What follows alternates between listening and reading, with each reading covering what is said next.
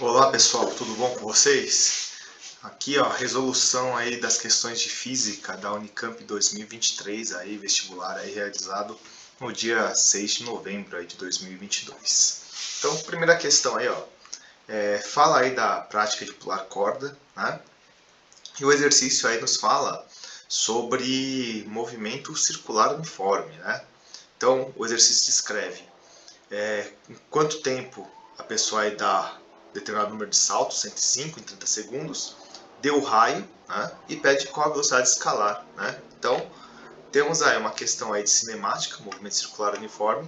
Primeira coisa, definir o período ou a frequência, aí você pode escolher. Então, 105 saltos está para 30 segundos, assim como um salto está para t, né, segundos. Fazendo aí a regra de 3, achamos aí que o período, simplificando, dá 2 sobre 7. Recomendo você deixar em fração, não deixar o número aí em decimal. E aí depois a gente faz o cálculo da velocidade escalar. Não esquece de converter o raio para metros, vai dar 0,9 metros, e aí usamos a formulinha lá, V igual 2πr sobre t. Vai ficar 2 vezes 3 vezes 0,9 dividido por 2 sétimos.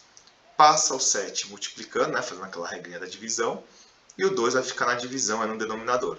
Você simplifica o 2, aí faz 3 vezes 0,9 vezes 7, que vai resultar em 18,9 metros por segundo, que é a alternativa C. Próximo exercício, né, tem um texto aí sobre o balonismo, aqueles textos lá que a gente sempre comenta que é só para você perder tempo. Vamos já falar as questões, nas 3 questões envolvendo aí essa questão do balão. A primeira fala assim: o balão inicialmente em repouso no solo, decola e sobe em movimento uniformemente variado. Se o balão atingir a altura 80 metros, após o tempo de 40 segundos, conclui que a aceleração vertical do balão nesse movimento é igual a. Então, ó, uma questão aí de cinemática, movimento uniformemente variado. Nós faremos aí a equação horária aí do move, né, do espaço aí tal, né, do tal do sorvetão. Então a gente tem como dados o S0 V00, né, partindo do repouso, o espaço, né, final seria 80 metros, a altura que o balão voou, e o tempo aí que ele gasta 40 segundos. Fazendo a substituição, a parte do S0 a gente cancela, a parte do V0 a gente cancela, ficaria 80 igual a vezes 40 ao quadrado dividido por 2.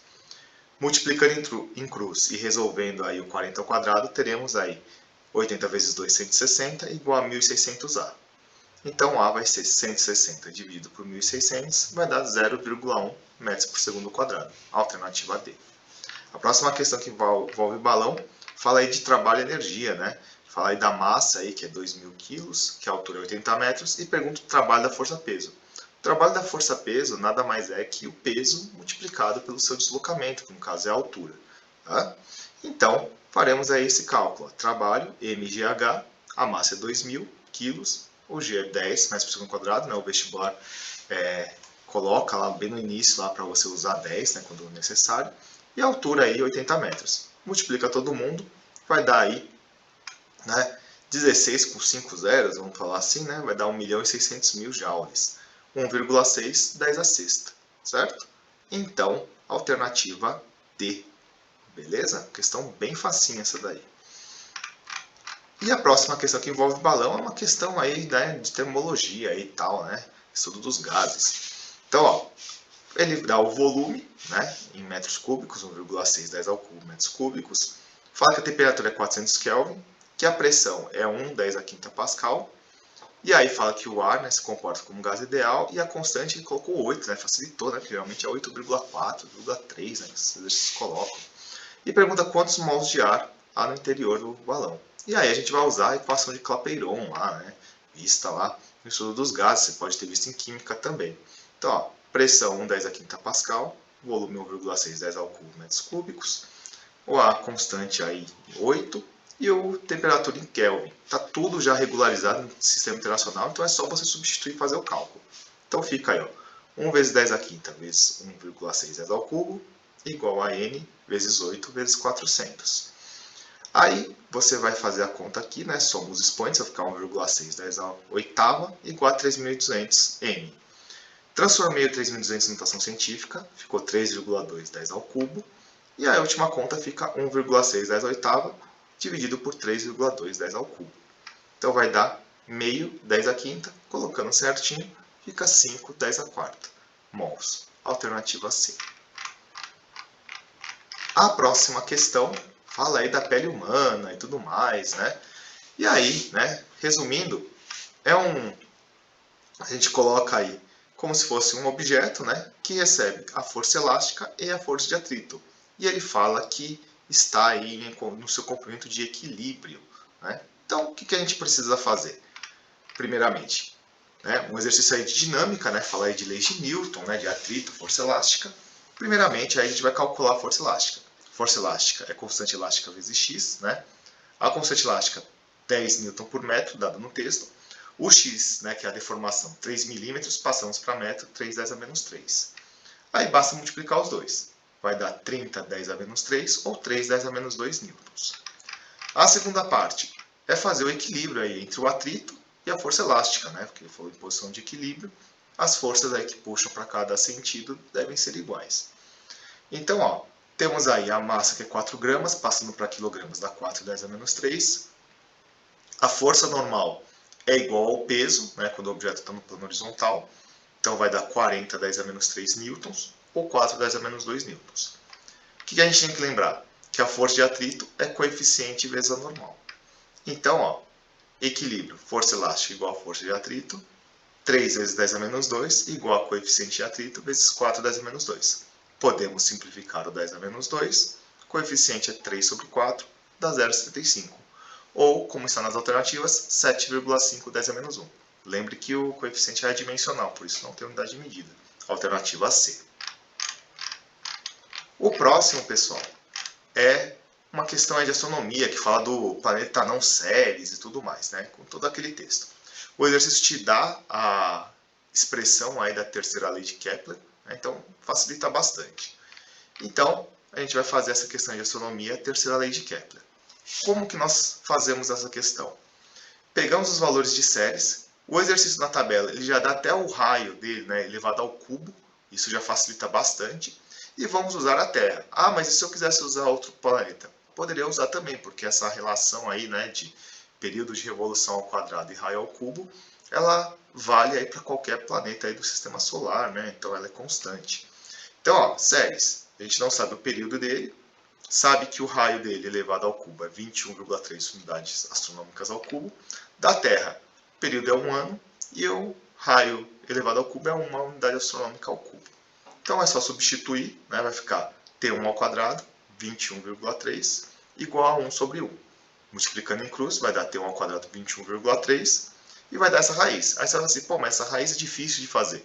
Sempre pense assim, pessoal. Qual é a raiz mais próxima exata que tem? Seria a raiz de 25, que daria 5. Como 21 é abaixo de 5, então vai dar 4, alguma coisa. Aí na resposta, 4,62 ou 4,6, alternativa C. Beleza? Então, ó, exercício aí bem tranquilo aí que envolve aí a lei de Kepler. O próximo, né, um exercício aí de eletrodinâmica, né, também muito tranquilo. Ele coloca aí uma pessoa, né, que cada pé da pessoa está num potencial elétrico, né, um de 900 kV e o outro em 800 kV, e fala que a resistência da pessoa aí é 80 kΩ. E aí o que ele quer saber? Qual é o valor da corrente? Então como que a gente vai fazer? Primeiro a lei de Ohm, né, U R vezes I. Tomem cuidado que o U é a diferença de potencial, é a tensão. Então você tem que fazer a diferença entre 900 e 800 kV. Vão dar 100 kV, que é a mesma coisa que 100 10 ao cubo volts ou 1 10 a quinta volts.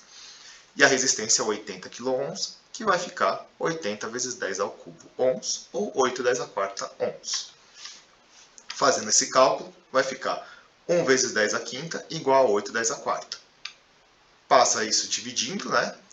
Aí arrumando, né? Colocamos assim, ó, 10 vezes 10 a quarta sobre 8 10 a quarta. Corta, simplifica o 10 a quarta, 10 dividido por 8, 1,25 amperes. Alternativa B. Então, outra questão bem facinha, é só tomar cuidado com as unidades de medida. E a última questão, né, uma questão de óptica, né, de refração da luz e tudo mais.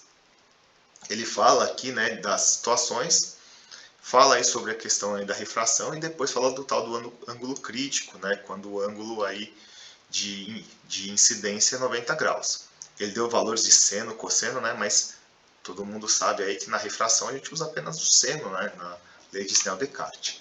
Então, ele quer saber o índice do líquido e depois o que aconteceria com o ângulo crítico se o índice aí fosse maior, né, de refração desse líquido. Então, vamos lá fazer. Então, ó, refração da luz, lei de Descartes, né?